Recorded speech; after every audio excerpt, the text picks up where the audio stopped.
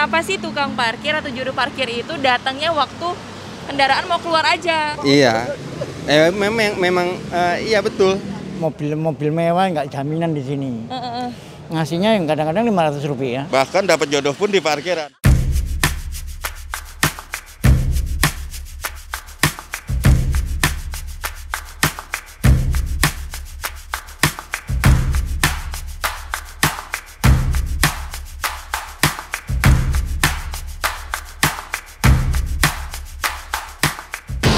Balik lagi dengan gue Yulia. Gue hari ini mau melanjutkan perjalanan kekepoan gue nih. Gue mau nanya-nanya ke beberapa narasumber yang memiliki pekerjaan yang misterius. Kenapa sih misterius?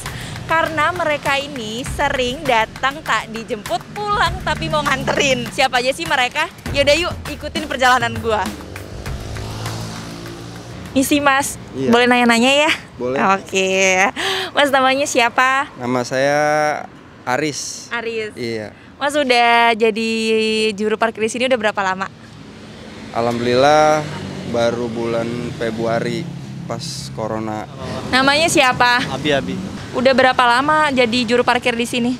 Baru 3 bulanan lah. Mulai tahun 2021 tahun. Iya. Lumayan nih ya Pak ya. Bapak kan udah 21 tahun. Kenapa sih memilih pekerjaan menjadi juru parkir ini? Aku dulu orang kuli apa itu loh, kuli pasar kue. Pindah karena nggak kuat ya kan kerjanya kan malam, masangnya malam. Iya. Masang malam. Kita lagi anak tidur kita kerja. Udah habis kontrak kerja, daripada tidur mulu di rumah, disuruh kakak ada parkiran kosong, ya kita tempatin lah. Sudah lama ya. Kira-kira berapa tahun Pak? Aduh, nggak tahu, udah kayak tahun dulu ya saya kerja di kantor sini, cuman ini kan bangkrut dijual, jadi saya parkir gitu loh. Kenapa tuh kalau boleh tahu kenapa mau jadi juru parkir? Habis gimana? Kena pengurangan kerja, nyari duit ya. Ya awalnya kan kerja, terus kena pengurangan karyawan. Ya mau nggak mau kerja apa lagi kan gitu. Kalau misalnya jadi juru parkir ini sebenarnya ada ini nggak sih Pak, harus ada punya skill mengendara yang baik nggak sih Pak? Enggak, cuman kitanya aja harus jaga parkiran mobil orang. Kalau lagi mundur-mundur kayak kita jagain lah, gimana caranya lah gitu. Yang utama ya ngamanin barang mobil motor yang orang titipin ke saya. Iya, nah saya terima jasa dari situ, saya diberi uang gitu. Iya, Simpelnya gitu aja sih. Apakah menjadi juru parkir itu harus bisa nyetir duluan Mas? Harus bisa mengendarai kendaraan dulu? Enggak juga. Enggak juga. Enggak harus bisa ngendarin mobil sih. Seharusnya sih bisa. Berarti Mas bisa nih? Kalau saya pribadi enggak. Enggak bisa. Enggak bisa. Terus gimana caranya bisa mengarahkan aja gitu, terus kanan kiri gitu?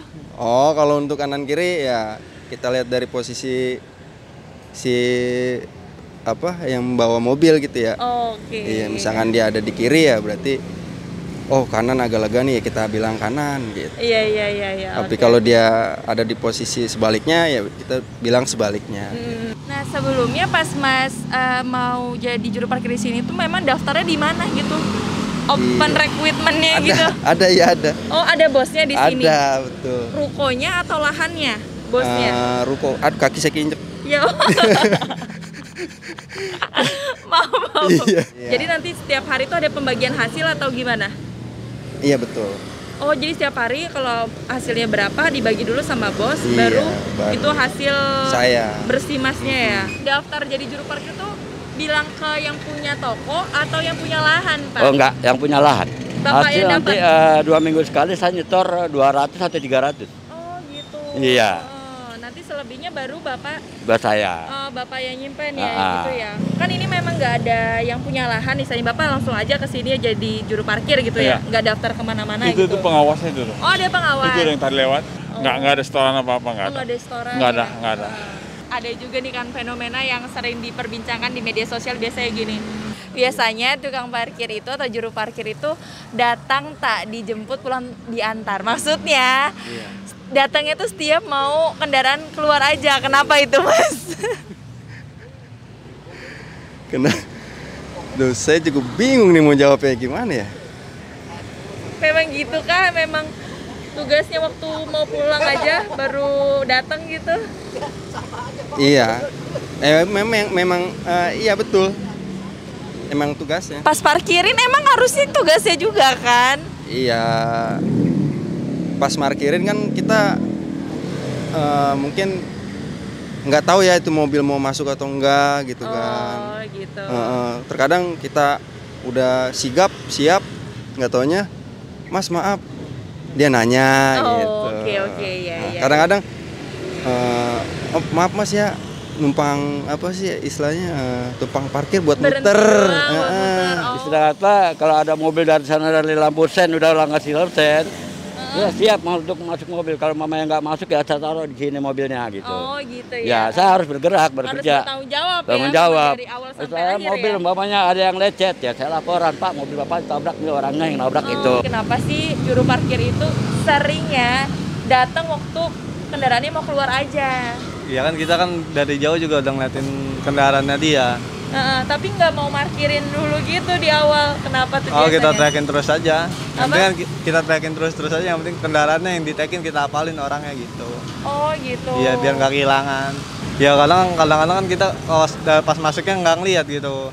Oh karena Iya. pas masuk nggak ngeliat, Iya. tapi pas keluar selalu Iya. diliatin. Iya. Saya enggak. Terkadang saya perhatiin. Misalkan motor nih atau mobil masuk, mobil mau masuk, misal motor nih masuk, saya perhatiin mereka udah paham saya, tapi saya lihat barang mereka ada kunci motor tertinggal nggak, dompet nggak, handphone nggak. Iya. Saya itu namanya dompet, handphone, semua itu nggak kaget buat ngamanin gitu. Ya, oke. Sering tertinggal gitu. Iya. Bahkan mungkin kurang lebih 2 bulan yang lalu saya nemu dompet, saya sempat pulangin ke punya karena ada alamatnya. Nah kalau misalnya tarif parkir sendiri Mas, tahu aku tuh kan udah ada peraturannya ya. Oh iya. Ya kan, Mas sendiri tahu nggak sih ada peraturannya itu? Enggak. Kan ada aturan yang mengatur memang tarif parkir ya Pak. Ya, Nah, Bapak sebenarnya udah tahu atau belum? Belum. Belum ya.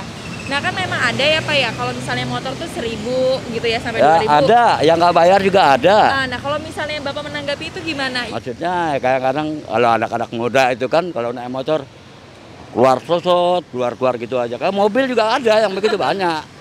Harusnya kalau dia nggak bayar ya ada basa-basinya terima kasih atau gimana gitu loh. Kalau umpama dia nggak bayar, Pak saya nggak ada uang, nggak masalah. Nggak marah ya? saya nggak. Nggak marah ya. Tapi kadang-kadang kalau dia nggak bayar lari gitu aja ya marah juga.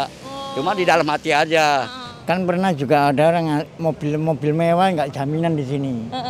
Ngasihnya yang kadang-kadang 500 rupiah.